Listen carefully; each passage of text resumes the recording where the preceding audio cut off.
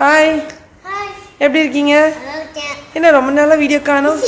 Busy. Super. ரொம்ப நாள் கழிச்சு வந்திருக்கீங்க. என்ன சொல்ல போகிறீங்க? காத்தடிச்சா ரொம்ப வேர்க்குதுமா. காற்றடிக்கும் போது பயங்கரமாக இருக்குதா? உங்களுக்கு உடம்புல ஏதோ பிரச்சனைன்னு நினைக்கிறேன். டாக்டரை போய் பார்க்கணும் இல்லையா? அப்புறம் எப்படி வேர்க்கும்?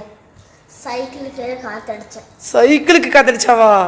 ஐயோ, ரொம்ப நாள் கழிச்சு வந்து இப்படி கடிக்கிறியே. அவ்வளோதானே? இன்னும் இருக்கா? இருக்கு, கேளுங்க.